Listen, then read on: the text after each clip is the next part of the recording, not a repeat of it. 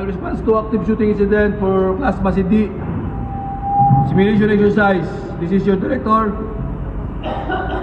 This is just an exercise. Scenario number 11. Okay, the green light is on. The green light is on. In 5, 4, 3, 2, 1, execute.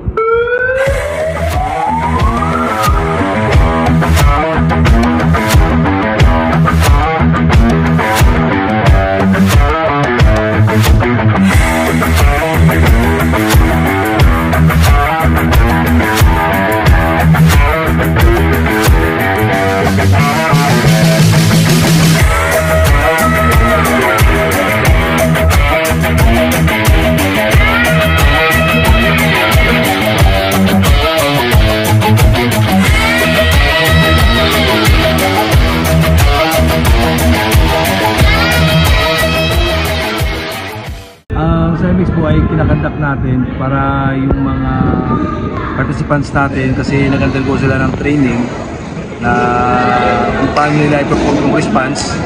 Ngayon, hindi lang puro lecture, kundi mag-itapin nila yung real life scenario na ito na yung real life scenario na simulated in an area na kontrolado.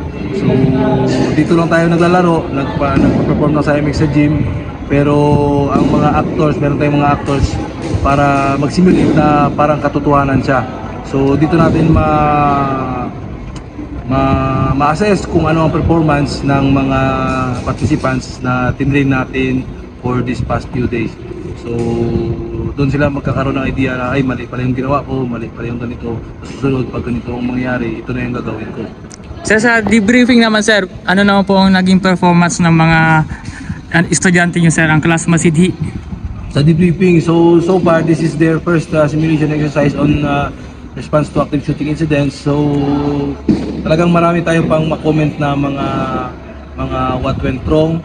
Tapos meron din silang what went well, yung mga nangyaring maganda kasi may natutunan din sila sa tinuro natin. Pero yung mga corrective measures or mga corrective na correction natin na para sa kanila, marami-rami pa talaga. Anyway, this is their first time to perform a response to active shooting incident. Kaya with the frequent training siguro, frequent conduct of CIMEX, mapa-perfect nila yung ang galaw at anong dapat gawin.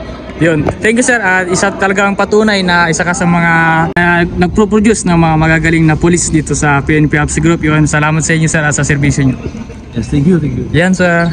Shoutout mo yung page mo sir, di ba may page ka? Shoutout sa Champion TV, CyrilTubes at youtube.com.